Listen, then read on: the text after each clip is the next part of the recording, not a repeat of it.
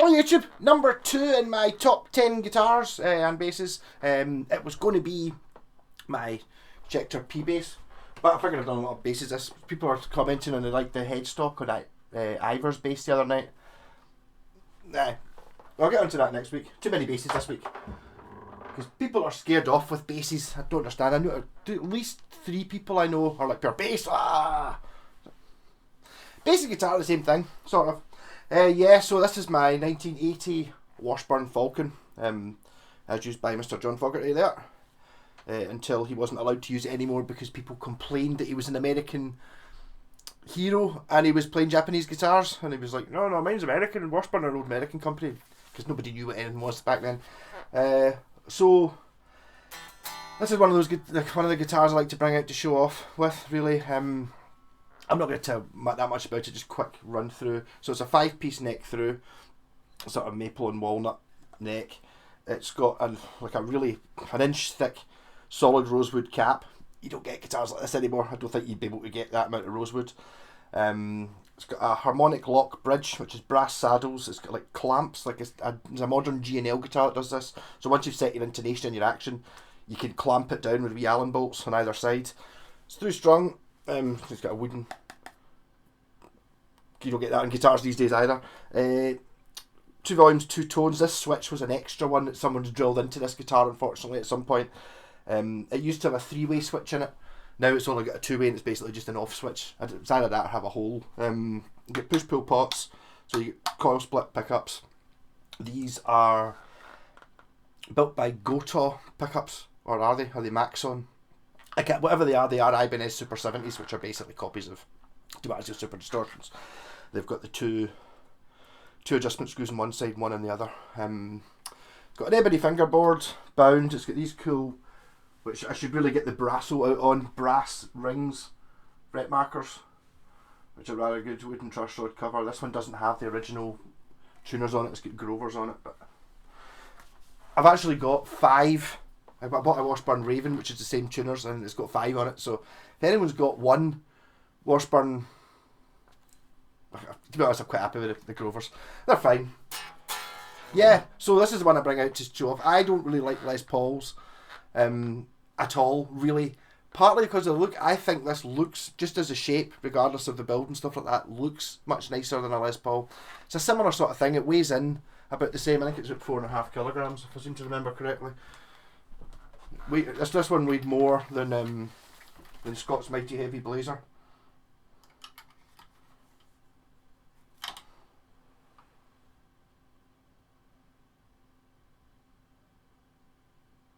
.3.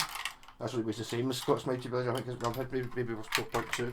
So I mean, that's heavy, but not criminally heavy. Yeah. So not really good.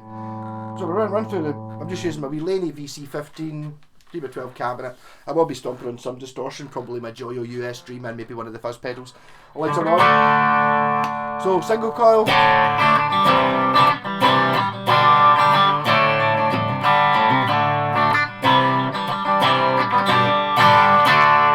Very powerful pickups. That's it. It's distorting the wee amp, which that's my clean channel. It's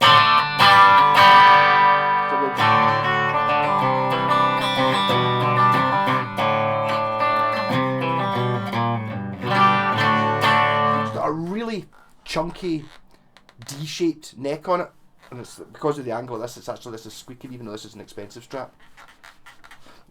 Just a little bit. Yeah. It took me ages to learn how to use this guitar. It's a very difficult one to play in the respect of, it sounds fantastic, but it doesn't let you away with mistakes. So you'll notice when I'm playing, if any wee tiny mistakes really amplify up. So it's like one for the pros.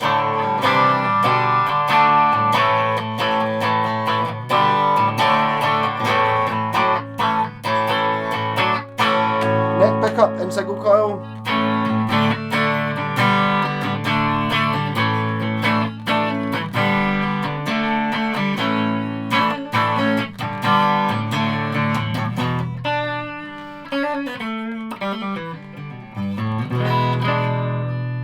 I'm not going to talk about it anymore, I'm just going to pick in.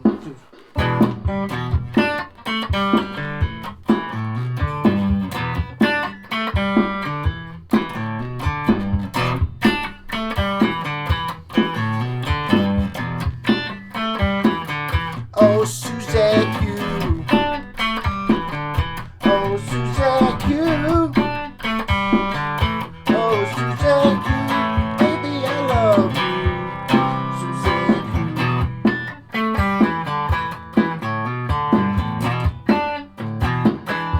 The way you move. I love the way you talk. Like the way you move. Like the way you talk. Suzette, you.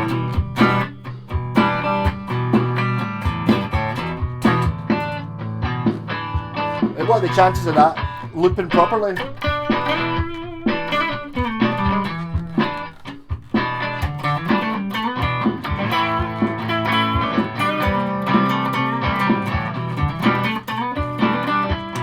Bridge.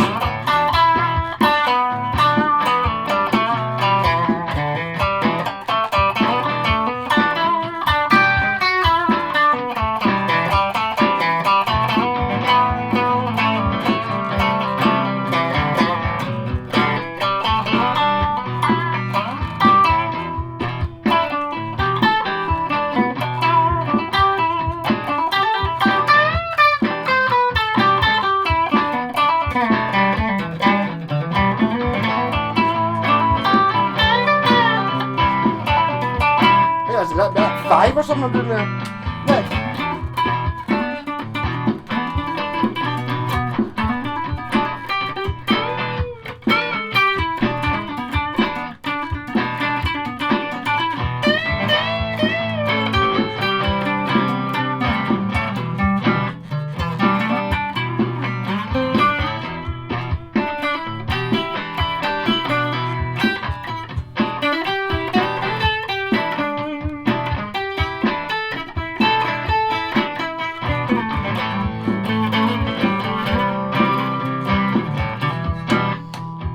Humbucker Bridge.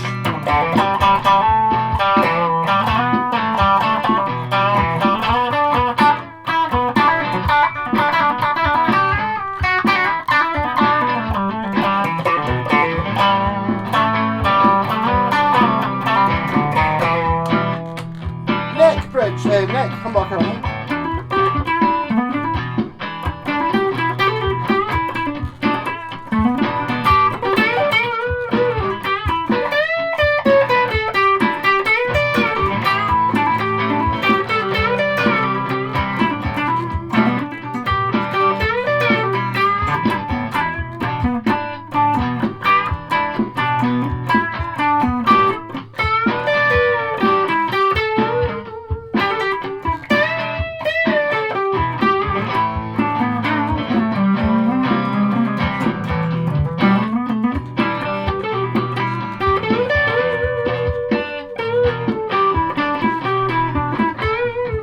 Redo that so it's got the correct amount of beats in it. It's really annoying me that should really do the whole video again, but I'm not going to bother.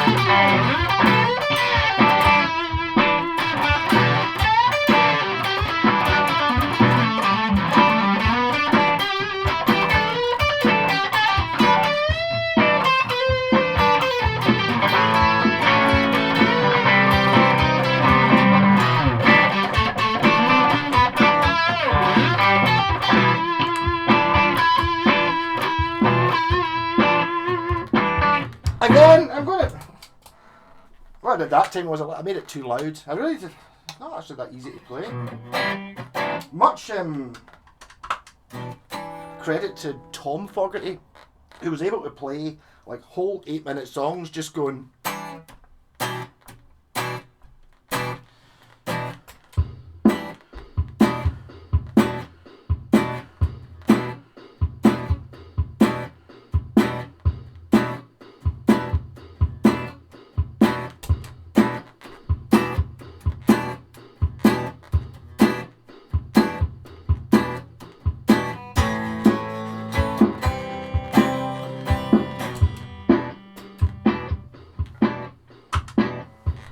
That was a bit.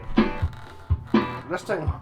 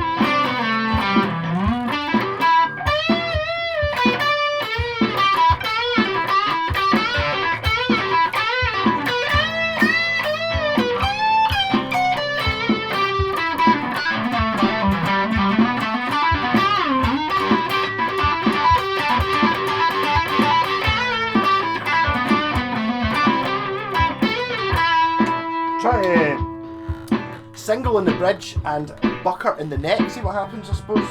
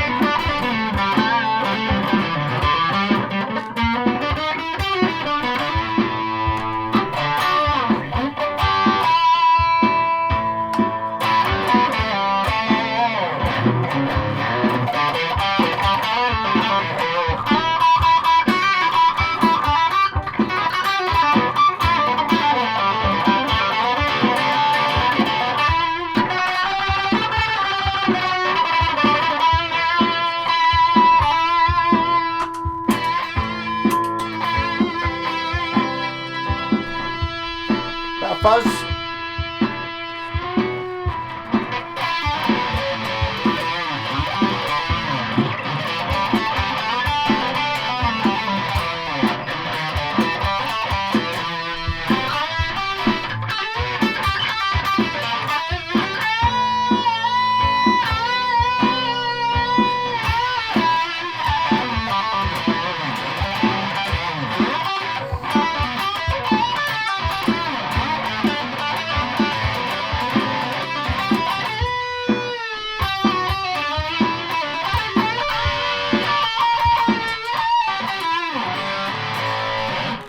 was a bad choice of backing track, wasn't it?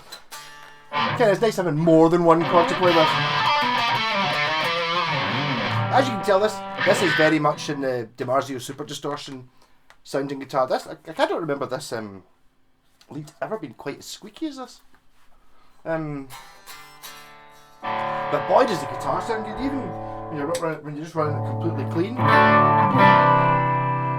sync with coil splits really work, really. I'm going to say that's not a Telecaster. In the middle position.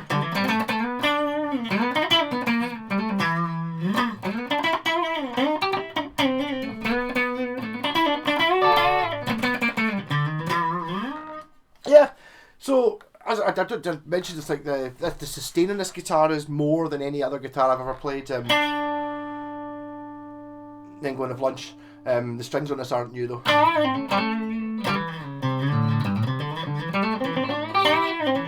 So all the voodoo theories about how do you get sustain, the things that you do to get sustain is have a heavy bastard guitar, right? Check. Through neck, check. Brass nut, check. Brass saddles, check. Clamp the saddles down, check. Through strung, check. Pickup's actually called power sustain. So that's why this sustains, because it's got all those things that are all meant to make it sustain. It's a little bit neck heavy. That might be something to do with the fact it's got Grovers on it. I hadn't really thought of that. But a very powerful guitar. Again, this is the clean channel, and it's like it doesn't half drive the amp.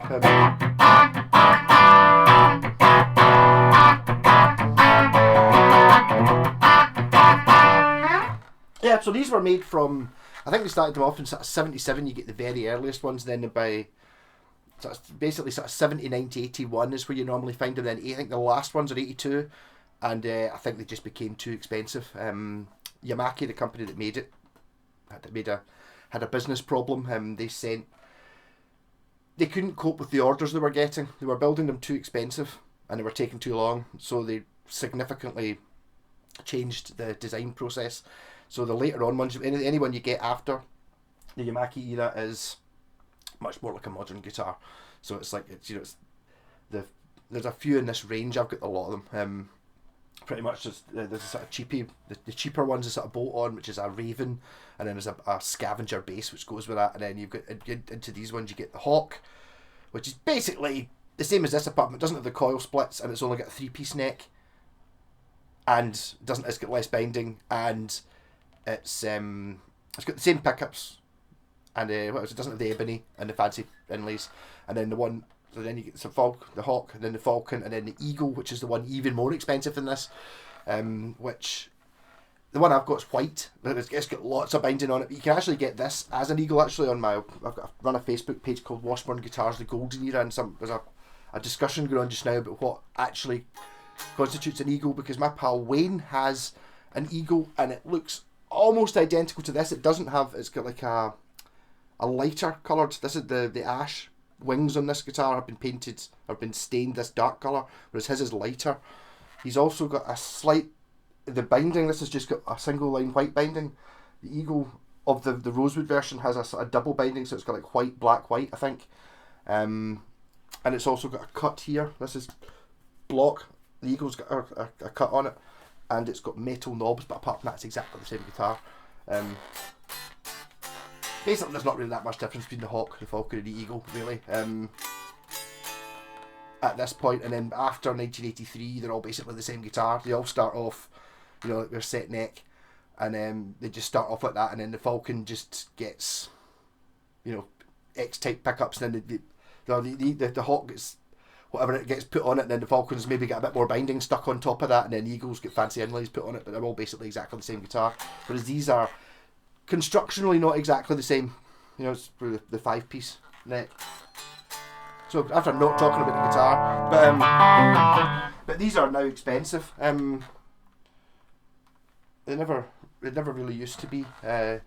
I don't think I could afford one now. I don't think I'd be willing to pay for one now. I was just lucky I happened to jump in at exactly the right time. But this is the one I would put up against pretty much any guitar. Go in and try a $5,000 Les Paul and then go, but is it better than this? And it's like, well, how can it be? But the answer is it can't be. This has got all the bling on it. It's just that this squeaky strap is really doing my head in. Maybe put a bit of polish behind it, a wee bit of foam. It's just to do with where the strap button is. If the strap button was on the end, I don't think it would do it. And there's a little bit to... No, obviously it's a hand... I didn't mention it's a hand-carved top as well. So the most common Falcon is this one because it's the best looking one. This one's got like a... They all look very different. This one's got a really figured... What I think looks a bit like a fingerprint on the top here. So all the other ones don't look like this one. But these were all ordered... ordered as opposed to... Oh, we'll just make 1,000 of them. No, they didn't. They basically... They made a catalogue's worth and they put them out and then people would order how many they wanted. And I think the Falcon was probably... Or this particular one... Look at it. Was the most popular one. So most of the Falcons you see are this colour from this era. And then when they moved on to try and make them cheaper, you can't make a cheap guitar with a solid rosewood top. It doesn't compute. So the later on ones don't have this. But this is the desirable one. For me anyway, and I would have it on my... it made my top 10. Maybe, I'm actually really enjoying it. I forgot how good it sounds. Like going for sound, looking at it. Actually, the good look. I need to take this into the studio and try it with the band. I've not tried this one. This is also the one that the Manny from Nazareth used. One of these. And I've actually got the distortion pedal, the Washburn stack in a box, which somebody on here actually told me about. Said they were roading for him or something like that. They wanted to see where he was getting his mad sound, and all he had was one pedal, the Washburn stack in a box. So there's your Nazareth sound straight up. Is it even plugged in? It might be. It is, but the volume's maybe been knocked or something.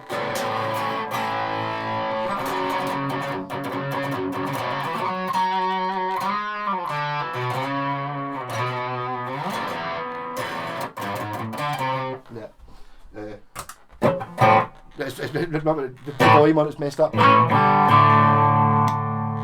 But what a guitar! We talk about jangly, super clean.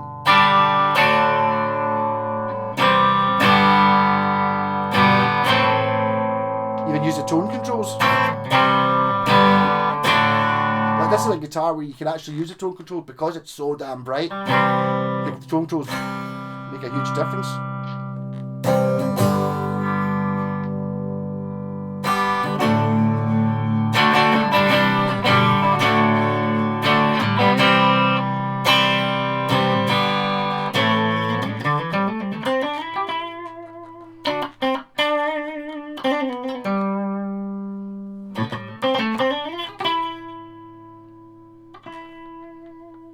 See, I mean, the sustain, that's with no pedals on helping it, or distortion.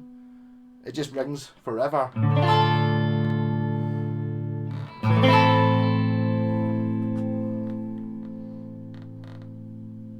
it sounds like all sorts of things going on in the background of harmonic swooshes and stuff, and it's like, none of that's, no pedals are on.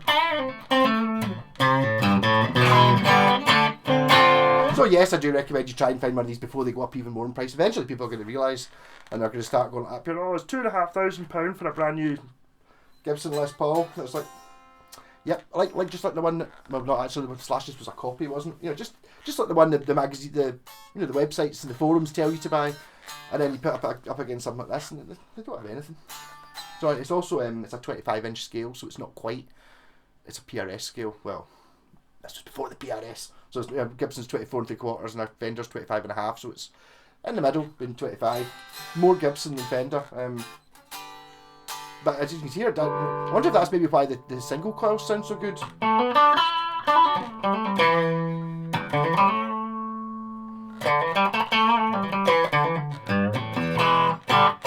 You can see how clear it sounds. So any wee tiny mistakes just show up. Not a beginner's guitar by any means. I actually thought there was something wrong with it when I got it, or I really felt unworthy of playing it. It wasn't until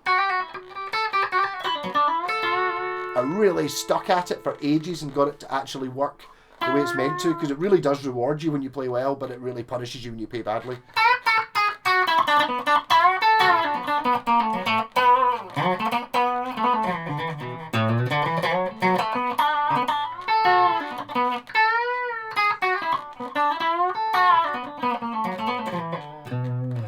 So this was the first one of these I bought. Got it from my pal picked it up, and Wayne got it from a guy in Leicester who didn't want to post it because he tried to post. He had two of them. He had this and an eagle. And he tried to post the eagle and it got damaged in the post. And I basically ended up with the eagle as well. So I had this one, and then since just it took me a while to really get into it and to appreciate just how beautiful it is. I've now got the whole set. So Raven and Scavenger, Hawk, Falcon, Eagle, Vulture, which is a base. I've got a later on Hawk that's got a Floyd Rose on it, one of the sort of cheaper built ones, and that's a whole set. But I do have another Raven, which is through there in bits that I'm going to put P90s in and call it something else. I'm thinking of calling it an Osprey, so I need to paint it like black and white or something. Maybe try one of the dip finishes on it. I just quite fancy having more in the set than there actually were. If you go in, I've done videos on the Wing series before. There's later on ones that came out sort of, as I said, when they got cheaper. There's a T-Bird Deluxe. There's also a Condor, which does exist. Some guy in America's got one, which is the top of the range one, but it's the top of the range later on one.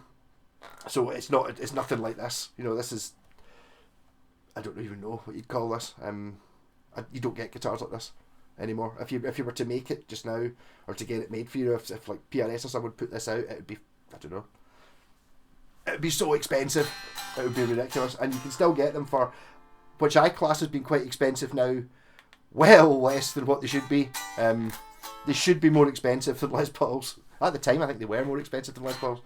Whereas if you bang a 1980 and you go up here, right, you've got the Gibson Les Paul and you've got this Washburn Falcon coming out. So try them both out. This one was better in every possible category apart from it doesn't say Gibson on it. So some people would have bought these, and then when they tried to sell them 10 years ago, they go, oh, it's only worth how much? Whereas how much is a 1980 Gibson Les Paul worth? 2 or 3 times as much as this. Still not as good a guitar though. Have a look at them.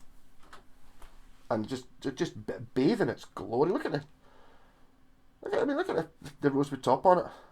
It's ridiculous. That ain't no veneer. It's like that thick. Yeah. Rock on.